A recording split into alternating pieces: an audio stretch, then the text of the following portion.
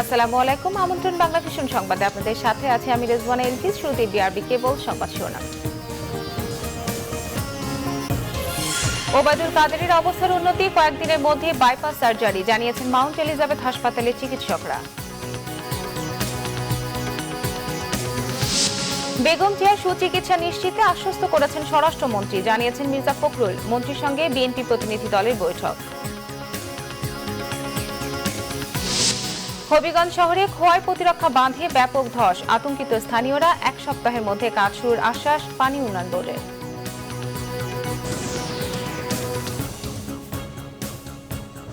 দেখছিলেন ডিআরবি কেবল সংবাদ শিরোনাম। এবার বিস্তারিত। আওয়ামী লীগের সাধারণ সম্পাদক ওবায়দুল কাদেরের শারীরিক অবস্থার আরও উন্নতি হয়েছে। সিঙ্গাপুরের মাউন্ট এলিজাবেথ হাসপাতালে চিকিৎসকরা জানিয়েছেন কয়েকদিনের মধ্যে ওবায়দুল কাদেরের বাইপাস সার্জারির প্রস্তুতি হবে।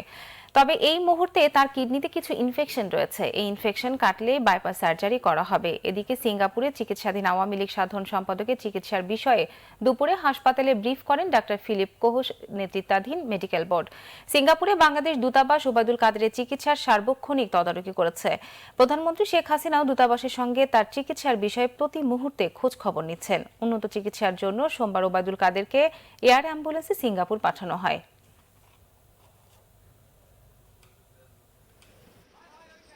এখন তার অবস্থা মোটামুটি স্টেবল আছে, কিন্তু তার কিডনিতে একটু সমস্যা আছে এবং তার কিছু ইনফেকশন আছে, এবং তারা চিন্তা করছে আগামী কয়েকদিনের ভিতর এই কিডনি সমস্যা এবং ইনফেকশনটাকে কন্ট্রোল করার পরে they are thinking for the bypass surgery.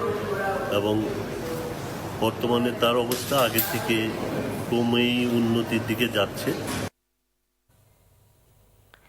নতুন করে মহাসড়ক নির্মাণ না করে রেলওয়ের দিকে নজর বাড়াতে নির্দেশ দিয়েছেন প্রধানমন্ত্রী শেখ হাসিনা। রাজধানীর এনইসি সম্মেলন কক্ষে অনুষ্ঠিত একনিক সভায় নির্দেশনা দেন তিনি। আজকের সভায় নতুন 8টি প্রকল্পের অনুমোদন দেওয়া হয়। এগুলো মোট ব্যয় ধরা হয়েছে 6,276 কোটি 24 লাখ টাকা, যার মধ্যে নিজস্ব অর্থায়নে থাকছে 3,313 কোটি 92 লাখ টাকা ও বিদেশি ঋণ 2,962 কোটি 32 লাখ টাকা। অনুমোদিত প্রকল্পগুলোর মধ্যে নারায়ণগঞ্জের 2,500-এ জাপানিজ অর্থনৈতিক অঞ্চলের জন্য অবকাঠামো উন্নয়নের পাশাপাশি রয়েছে দেশের বিভিন্ন অঞ্চলে সনাতন ধর্মাবলম্বীদের মন্দির ও ধর্মীয় প্রতিষ্ঠান উন্নয়ন ও সংস্কার প্রকল্প। এছাড়া জানুয়ারি তুলনায় ফেব্রুয়ারিতে মূল্যস্ফীতি 0.05% বেড়েছে বলেও বৈঠক পরবর্তী ব্রিফিংয়ে জানান পরিকল্পনা মন্ত্রী এম এ মান্নান। বেগম খালেদা জিয়াকে সর্বোচ্চ সুচিকিৎসা দেওয়ার আশ্বাস দিয়েছেন স্বরাষ্ট্রমন্ত্রী আসাদুজ্জামান খান। সচিবালয়ে স্বরাষ্ট্রমন্ত্রীর সঙ্গে বৈঠক শেষে একথা জানিয়েছেন বিএনপি মহাসচিব মির্জা ফখরুল ইসলাম আলমগীর। বেলা 2:30টায় স্বরাষ্ট্রমন্ত্রীর সাথে বৈঠকে বসেন বিএনপি মহাসচিব মির্জা ফখরুল ইসলাম আলমগীরের নেতৃত্বে 6 সদস্যের প্রতিনিধি দল।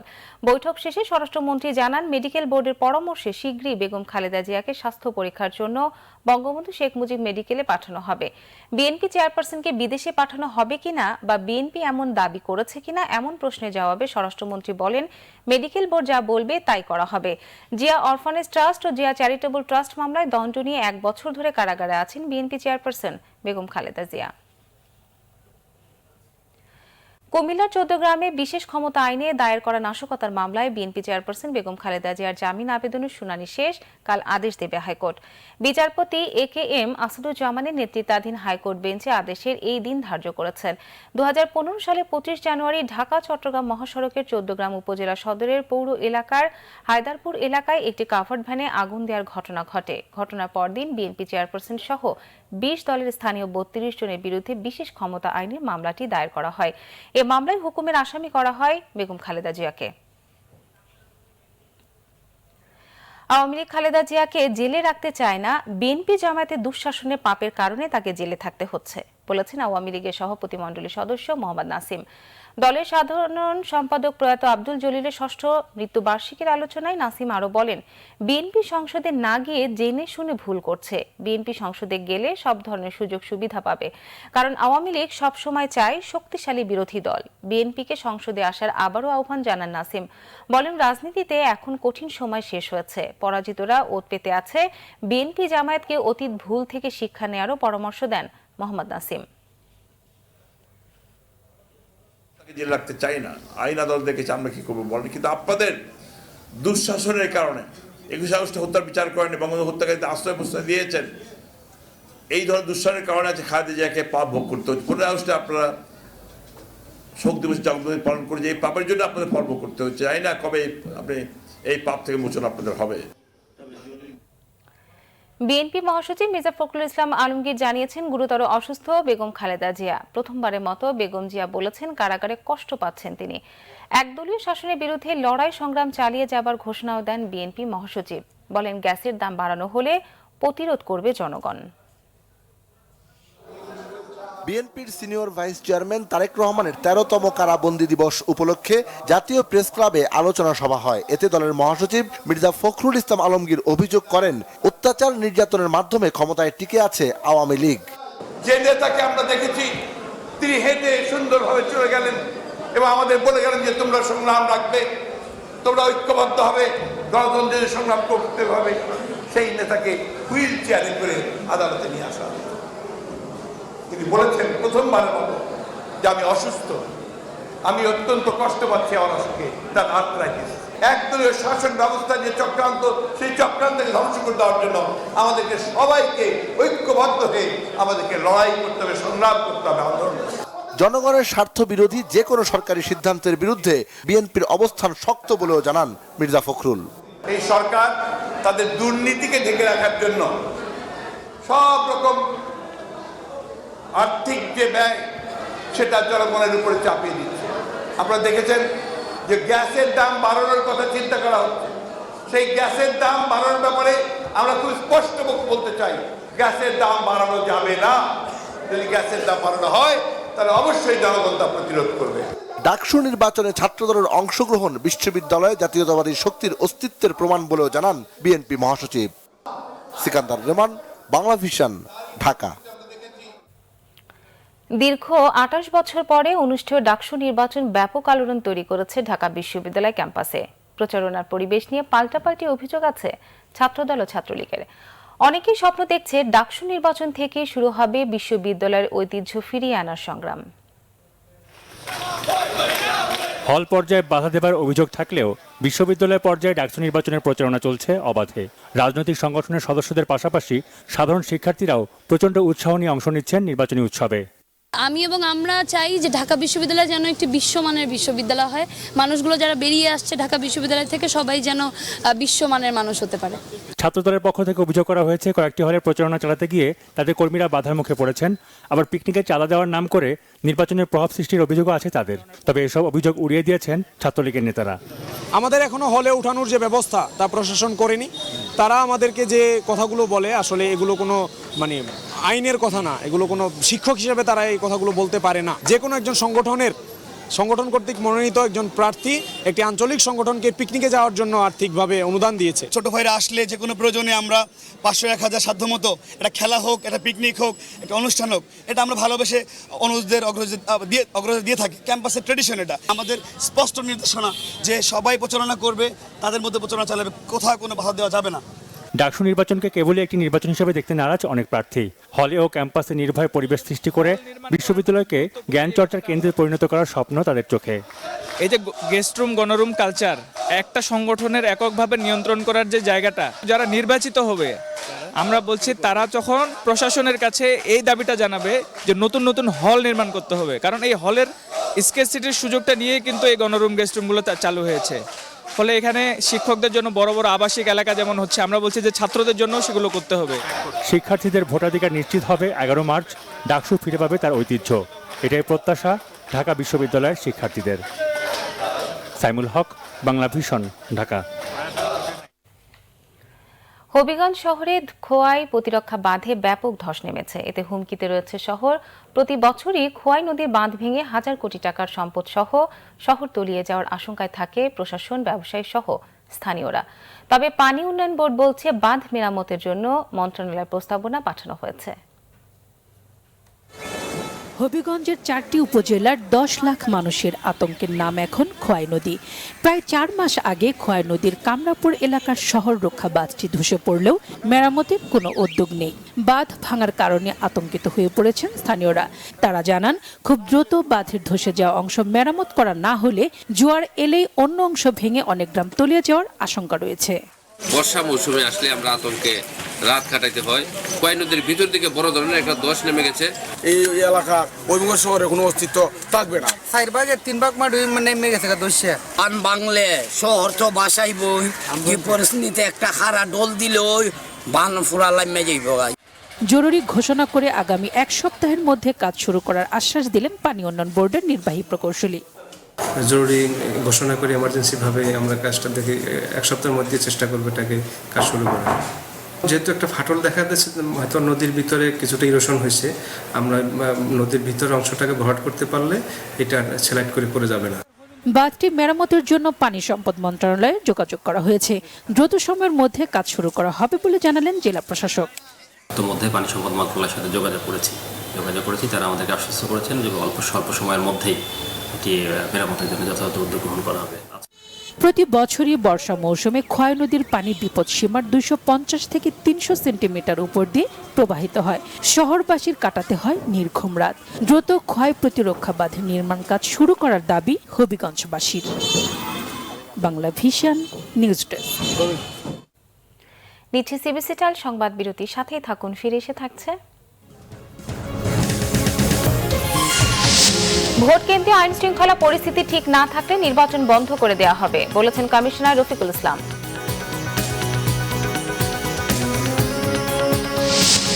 গাজীপুরের শ্রীপুরে গ্যাস সিলিন্ডার বিস্ফোরণে দগ্ধ হয়ে এক নারীর মৃত্যু।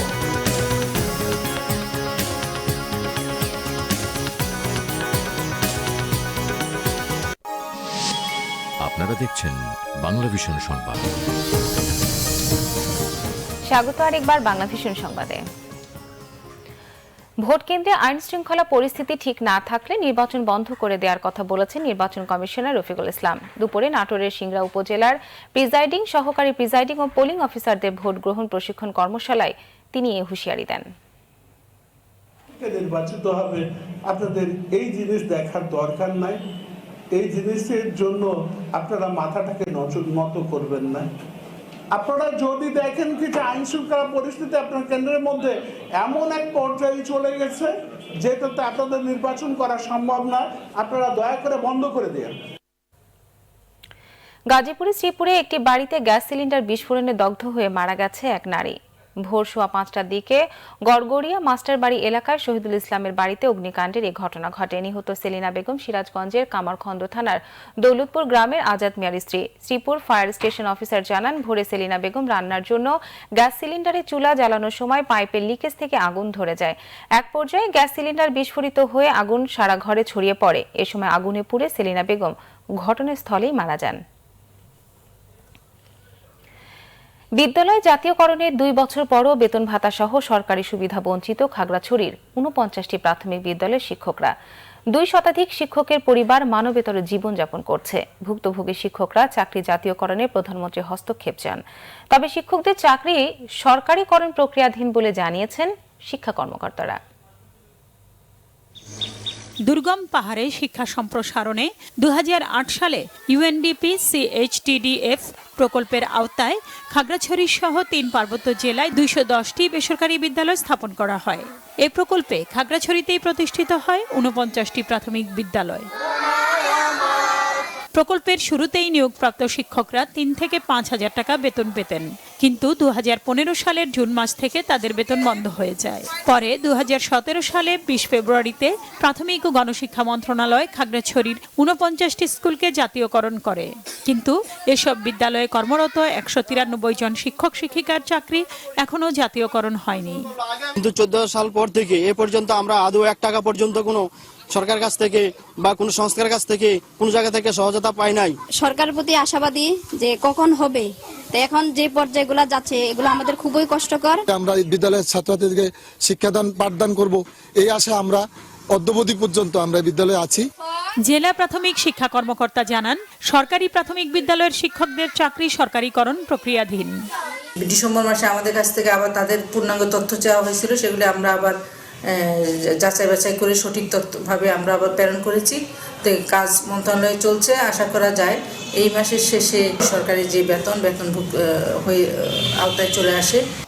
জীবনমান উন্নয়নে দ্রুত সময়ের মধ্যে পাহাড়ি জনপদ খাগড়াছড়ির প্রাথমিক বিদ্যালয়ের শিক্ষকদের চাকরি জাতীয়করণ প্রক্রিয়া বাস্তবায়নের তাগিদ ভুক্তভোগীদের।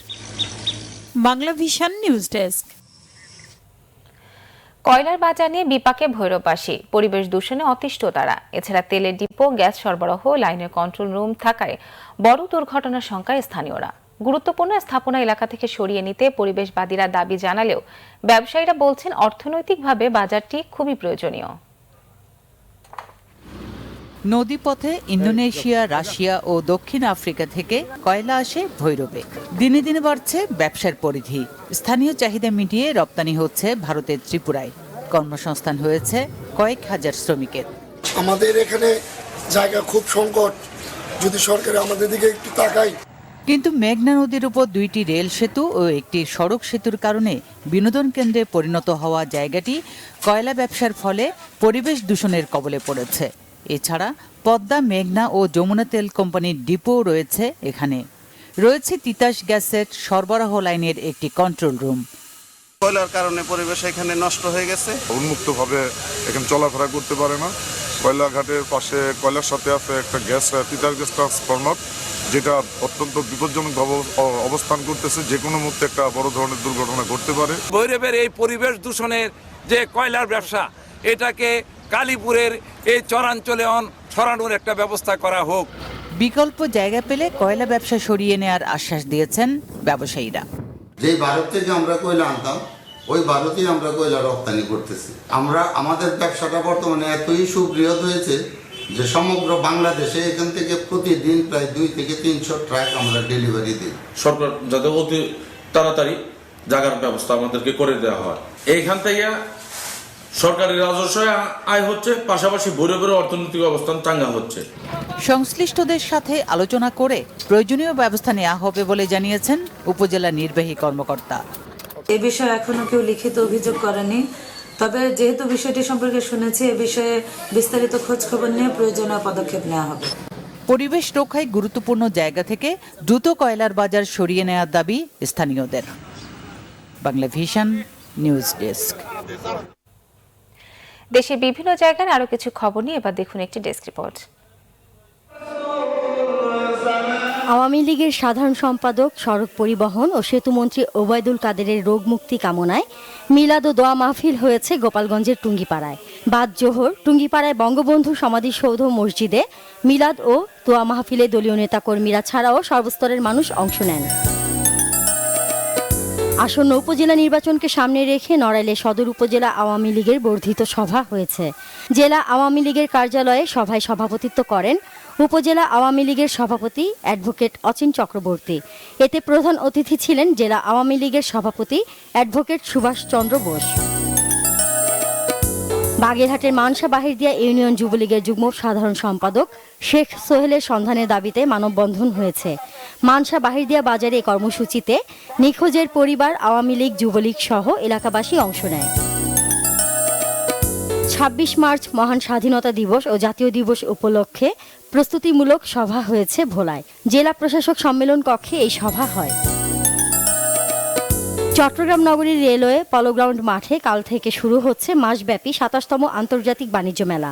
চট্টগ্রাম চেম্বার আয়োজিত মেলায় বাংলাদেশ ছাড়াও থাইল্যান্ড, ভারত, ইরান ও কোরিয়া নিজস্ব পণ্য নিয়ে অংশ নিচ্ছে। দুপুরে ওয়ার্ল্ড ট্রেড সেন্টারে আয়োজিত সংবাদ সম্মেলনে বক্তারা জানান, এবারের মেলায় 24টি প্যাভিলিয়ন ও 206টি স্টল থাকছে। রংপুর কারমাইকেল কলেজের ছাত্র সংসদ নির্বাচনের দাবিতে মানববন্ধন কর্মসূচি পালন করেছে শিক্ষার্থীরা। তাদের অভিযোগ, এত বড় কলেজে দীর্ঘ সময় ধরে ছাত্র সংসদ গঠন না হওয়ায় অধিকার থেকে বঞ্চিত হচ্ছেন তারা। শিগগিরই নির্বাচনের দিনক্ষণ ঘোষণার প্রক্রিয়া শুরু না হলে আন্দোলনের হুমকি দেয় শিক্ষার্থীরা। শহীদ মিনার চত্বরে বাম সংগঠন সমাজতান্ত্রিক ছাত্র ফ্রন্টের এই কর্মসূচিতে সাধারণ শিক্ষার্থীরাও অংশ নেয়। জেলার মাধ্যমিক পর্যায়ের শিক্ষার্থীদের জন্য ভাষা দক্ষতা উন্নয়ন শীর্ষক কর্মসূচি অবহিতকরণ সভা হয়েছে মেহেরপুরে। মুজিবনগর উপজেলা হলরুমে সভায় প্রধান অতিথি ছিলেন জেলা প্রশাসক আতাউল গনি। দিনাজপুরে শুরু হয়েছে 7 দিনব্যাপী আঞ্চলিক এসএমই পণ্য মেলা। বেলা 11টায় দিনাজপুর গৌড়ে শহীদ ময়দানে এসএমই পণ্য মেলার উদ্বোধন করেন প্রধান অতিথি রংপুর বিভাগীয় কমিশনার মোহাম্মদ জয়নুল বারী। মেলা চলবে 11 মার্চ পর্যন্ত। চাঁপাইনবাবগঞ্জের নাচলে বিনা মসুর 10 জাত সম্প্রসারণ উপলক্ষে মাঠ দিবস পালন হয়েছে। চৌপুকুরিয়া এলাকায় ইকারডা ইফাদ প্রকল্পের অর্থায়নে বাংলাদেশ পরমাণু কৃষি গবেষণা ইনস্টিটিউট বিনা এই মাঠ দিবসের আয়োজন করে। এতে প্রধান অতিথি ছিলেন নাচল উপজেলা কৃষি কর্মকর্তা ডিএই কৃষিবিদ AKM সাদিকুল ইসলাম। ঠাকুরগাঁও সুগার মিলের 7,000 আখ চাষির 13 কোটি টাকার আখের দাম পরিশোধের দাবিতে বিক্ষোভ মিছিল ও সড়ক অবরোধ করা হয়। মিল চত্বরে সকালে প্রতিবাদ সভায় আখ চাষিরা অভিযোগ করেন আখের মূল্য পরিশোধ না হলে অন্য ফসল করতে পারছেন না তারা। পরে বিক্ষোভ মিছিল শেষে রোড স্টেশন এলাকায় 1 ঘন্টা সড়ক অবরোধ করে রাখেন আখ চাষিরা। বসন্তকালীন কবিতা উৎসব হয়েছে রংপুরে। স্থানীয় সাহিত্য পত্রিকা অঞ্জলিকার আয়োজনে উৎসবে বিভাগের বিভিন্ন জেলার কবি আর শ্রোতারা উপস্থিত ছিলেন। নাটোরে আবাদি জমি থেকে একটি মেছো বাঘের শাবক উদ্ধার করেছে এলাকাবাসী। উপজেলার নসরতপুর এলাকা থেকে রাতে উদ্ধার এই শাবকটি সকালে রাজশাহী বন্যপ্রাণী সংরক্ষণ অধিদপ্তরের পরিদর্শক জাহাঙ্গীর হোসেনের কাছে হস্তান্তর করেন উপজেলা নির্বাহী কর্মকর্তা। জয়পুরহাটের প্রাচীন ঐতিহাসিক 12 শিবালয় মন্দিরে চলছে 2 দিনব্যাপী শিব চতুর্দশীর মেলা। সকাল থেকে দেশি বিদেশি পূজারীরা সেখানে ছোট যমুনা নদীতে স্নান করে শিবের মাথায় দুধ ও জল ঢেলে উলুধ্বনি দিয়ে পূজা অর্চনা করেন। ভক্ত পূজারীদের পদচারণায় মুখরিত হয়ে উঠেছে 12 শিবালয় মন্দির। মানিকগঞ্জেও শ্রী শ্রী শিব সিদ্ধেশ্বরী মন্দিরের শিব পূজা উপলক্ষে সেখানে বসেছে গ্রাম্য মেলা। Naznin Akhtar, Bangla vision news desk. সংবাদ শেষ করব বিআরবি কেবল শিরোনামগুলো আরেকবার জানিয়ে। ওবায়দুল কাদেরের অবস্থার উন্নতি, কয়েকদিনের মধ্যে বাইপাস সার্জারি জানিয়েছেন মাউন্ট এলিজাবেথ হাসপাতালের চিকিৎসকরা। বেগম জিয়ার সুচিকিৎসা নিশ্চিতে আশ্বস্ত করেছেন স্বরাষ্ট্রমন্ত্রী, জানিয়েছেন মির্জা ফখরুল। মন্ত্রীর সঙ্গে বিএনপি প্রতিনিধি দলের বৈঠক। হবিগঞ্জ শহরে খোয়াই প্রতিরক্ষা বাঁধে ব্যাপক ধস, আতঙ্কিত স্থানীয়রা। 1 সপ্তাহের মধ্যে কাজ শুরুর আশ্বাস পানি উন্নয়ন বোর্ডের।